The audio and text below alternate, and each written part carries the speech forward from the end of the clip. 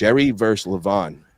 That might be happening this year. They're saying possibly in December, but what we're waiting for is Levan to get his visa. He's having some problems getting his medical visa to come in, which is kind of crazy. Somebody like Levan's status and all, you think it would be pretty easy for him to get in and all, but I think he's having some issues. But hopefully we could get this to happen in the USA, man. I would love for it to go down in Vegas.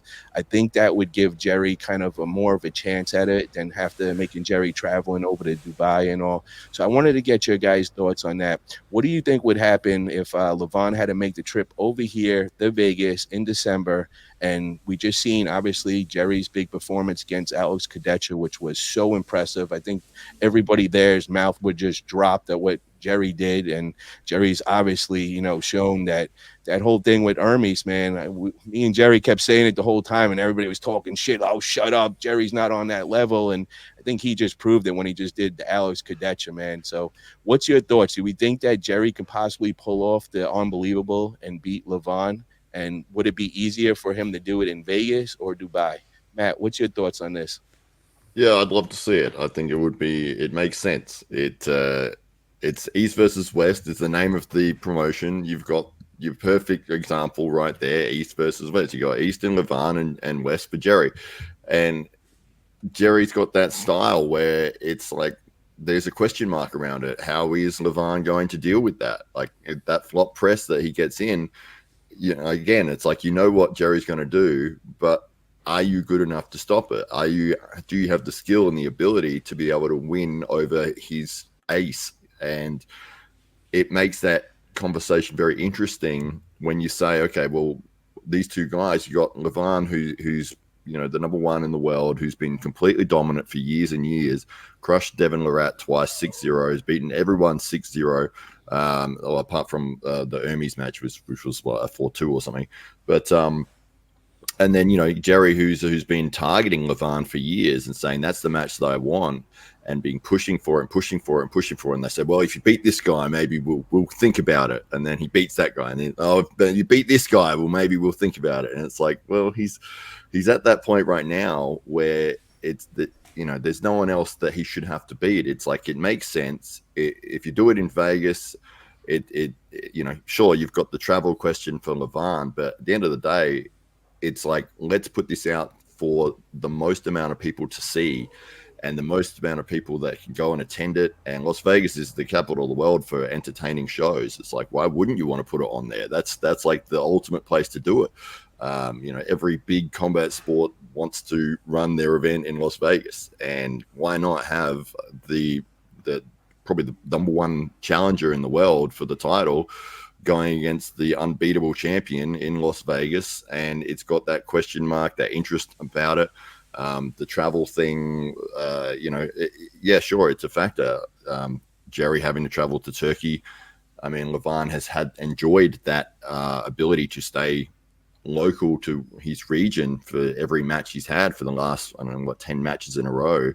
So it's like, well, let's see, part of being a champion is being able to adapt and overcome. And this is another challenge. If you're good enough, if you're a true champion, then this is another test you're going to have to deal with, and that is the travel. But yeah, man, I think we were talking about this maybe 2 or 3 months ago. It's like, I just want to see it. I just get them on the table against each other. Do it in Vegas, do it on New Year's Eve. It's got to be massive. Put a big undercard. You could have one of the biggest cards of all time. And I'd be watching that without a doubt. And I think the change would be the crowd. And I think they just learned that from East versus West.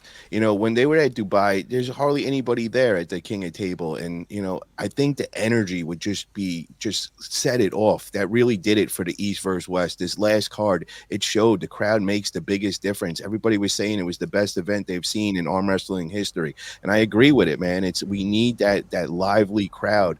It raised the whole bar. But, as Roy just said, I kind of disagree with you, brother, because the guys that you just mentioned in there, Babayev, Terasitis, Giannis, those are a lot smaller guys. When you got up to the super heavies that are 400 pounds and they got to squeeze into these little seats on the plane, they got a lot more to deal with that weight and everything, with the pressure. I think it's really hard on them. And I got to see firsthand. I went with Jerry and I watched him. It was a struggle, like everything, like something that I take, so granted and all, getting in those seats, I fit no problem. Jerry, man, he was squeezed in there like a sardine, bro. He was not comfortable. There was no way he was getting any sleep on that plane. He was so tired when we got there, because when we get to the airport there, it's a 2 hour, you think you're there. And now we just find there's a 2 hour trip in a tiny little car with all of us squeezed in there, and now we got to go to the event. Well, he was so tired that he literally, they told us we had to wait like an hour or two for the room. He literally went on the couch in the middle of the lobby and just passed out, bro. And we're just like, Jerry, what are you doing, bro? You can't do this here. He's like, I'm so tired, like I ain't hearing shit. He was so mad. He kept going up to the desk yelling at everybody, and nobody understood him because he's speaking English and nobody understood there. And he just kept getting louder and more mad. I'm like, bro, no matter how loud and slow you say it, they're not going to understand you, bro. So let's just go away. And he passed out on the couch. So it was really, really hard. And now when I look at Leavon, man, that's the next size above Jerry. And Leavon is used to, like Matt just said, he's spoiled, man. He gets, a quick trip there. He's ready to compete. He's with his whole crew and all his boys. I want to see him on a 15-hour flight, and I want to see him go through the jet lag and have to learn the formula of getting it right, and then dealing with a fresh Jerry. Jerry's only traveling 3-4 hours on a plane. I mean, it's going to be a big difference. And it's, how do you prepare for that flop press, man? We know what Jerry's going to do, but who do you have that could actually replicate that? And I think people got a real full security seeing Jerry lose so bad to Hermes. And, Jerry kept telling everybody it was all the things that happened. I just lost let me get the camera back on. There we go. Switch to camera number 2. Yeah, it's camera number 2. So, I think, people got this false impression with Jerry, like, oh, it's easy. They watch the Hermes match and then they're going to go and try replicating that. And I think Alex Cadorette kind of learned that day, like he wasn't even going to get close to just cupping Jerry and holding him center, and Alex beat Hermes. That's what you guys got to remember. It's like, it's coming, but when that motherfucker puts 330 pounds into that flop press, and how quick he is when he's healthy. And I hear that, he was a fractured elbow, so he wasn't even 100% that day, and he pulled that off. So, I think Leavon, might underestimate it. And I heard that Engen's kind of saying the same thing, that Leavon better not underestimate him, because he's going to be shocked if he does. And, we also know Alex Cadorette, one of the most humble dudes there are, usually doesn't say, I'm going to win, or, he always usually says, oh, it could go 50-50. He actually was saying to everybody he was coming to beat Jerry. So he was so confident. He was peaked out. We seen 100% Alex Cadorette. And just, guys, remember what Alex did to Hermes, and now we just seen Jerry go through Alex like butter, man. So, Dustin, what's your thoughts on that match, man? How do you have it, and who's the favorite if it goes down in Vegas? Number one, let me say my interaction with Jerry was goddamn classic. He met my wife. You've met my wife. She's a thing. She was dolled to tens when he met her.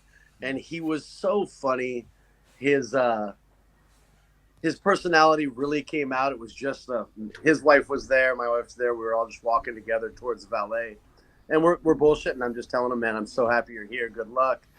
And he had this really funny interaction with us. It was super personable, and he was super respectful, and he was like, brother, I follow her wherever she goes. I'm like, I know, bro, I know. And he was just a really cool guy. We ended up, like, every time we ran into each other in Orlando, we stopped and talked after that. So he's just a good dude.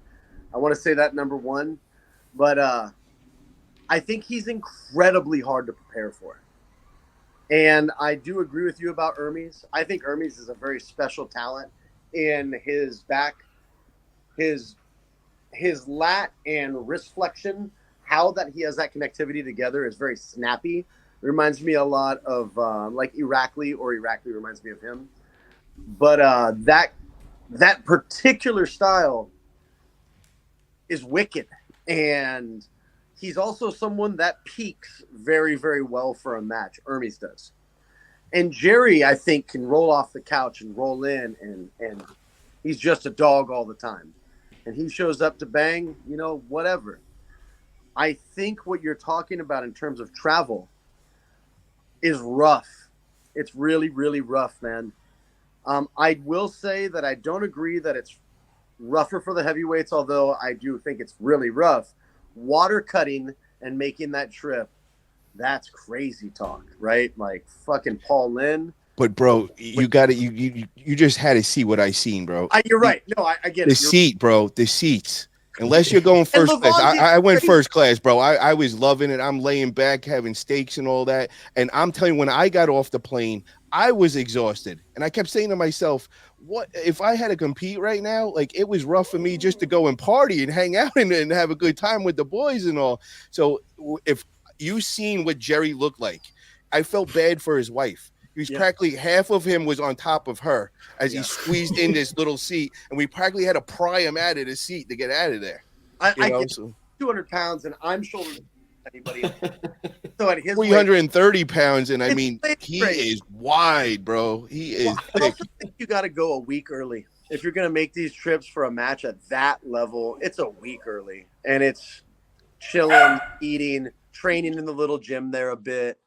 There's a lot that I have to say about going into something like that. I think it's terrible either side, and it definitely would affect Levan. Let's not get it twisted. The guy I'm telling you this right now. Somebody from Dubai or something is better sponsor Levan and get him a first class seat, bro. Because if they put him in that coach seat, man, oh, bro, that's gonna be some rough travel for him, man. Because he's the next level bigger than that. Even bigger, yeah. Yep. What are we talking about? It's crazy. Yeah. So, with that being said, yeah, man, I think Jerry's hard to prepare for.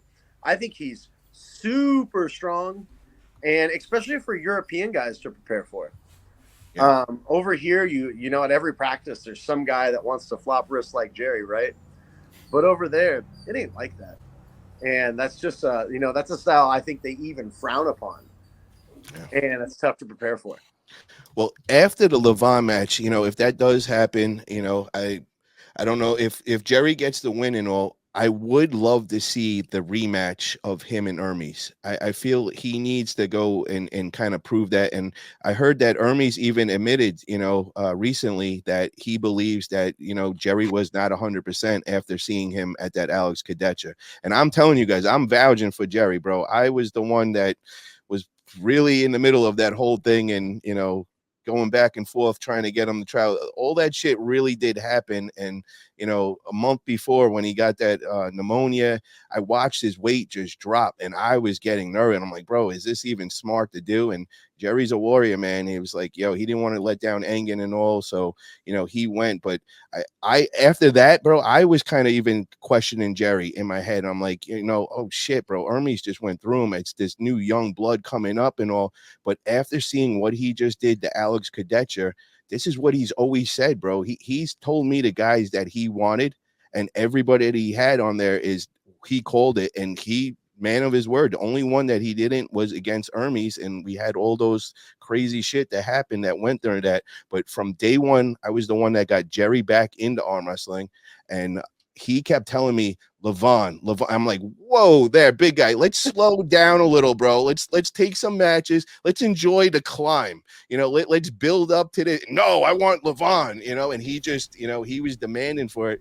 After just seeing what he just did against Alex, give the man the match. We got to see it happen. Love to see it just to make it a little more even. I would love to see it in the United States, and it makes sense as a business sense for King of Table to do that. You know, let's get into the market over here. You're going to get a huge crowd. You're going to get the energy. And like I say, man, that's what we need to get non-arm wrestlers, a match like that with the crowd so lively and the energy. Because watching that East versus West 14 over here, that was just in it. I'm so sorry I didn't just stay back another week. And 100% positive, if properly promoted, you could sit 2,000 Americans will sit 2,000. Mm-hmm. I'm 100% positive 2,000. That place was completely sold out. There's 1,000+ people there. The entire lobby of this hotel was insane. Every single stranger we spoke to about what's going on here, because we got there on Wednesday, talked to people quite a bit. All of them extended their stay for it. Yeah. They were like, yeah, we're going to stay and watch that. Weird. America's weird. Let's go. Let's get weird. That was the first time I ever watched it, and I felt like it was watching like a UFC, with all the crowd and the people lining up, like it was like a block long line just to get in there. And it was smart to do where they didn't have the set seats, because it just made like everybody get there real early and trying to get the best seats as possible. And if you were half an hour late, like, one of my boys, Captain, was telling me about it, and his guys were, they had to take a shower and all this. The time they get there, they're in the last row. They were lucky to even get a seat. You know what I mean? It was like standing room only after that. So that was amazing to see. And I kept saying that from the beginning. That was the only thing lacking when we would be in Turkey was, there was only 100 people in the whole room. And there was, we were going nuts. How ill promoted it was. Like, you could have got that on television. Nuts. Yeah. Like, Brian Shaw wasn't there, right? Like, who's not sending that invite formally? You're paying those guys to come. It's going to be amazing, because they're going to use social media and film their experience. They're going to go, look at this line. I'm a special guest at an arm wrestling event. And people are going to go, what is that? Yeah. This thing's about to take the fuck off. I'm calling it right now. Yeah, it makes sense. This is where the market is. This is where they're getting all the pay-per-view buys. This is where all the arm wrestling fans that put up the money are. So it makes sense to do it here in the United States. And I think it's going to really, really put a lot of non-arm wrestlers into it, and I'm looking forward to hearing people start knowing all our arm wrestlers, other than Devin and, Schoolboy and the Whisper. They start having Leavon come here. I mean, he's going to come a big time person. I ran into somebody that, they're doing work on my place. And as soon as I said arm wrestling, and that was the first thing they said, they were from Georgia. And they're like, oh, did you know Leavon? I was like, oh, hell yeah, man. So Leavon's getting out there as well. So that was great to see.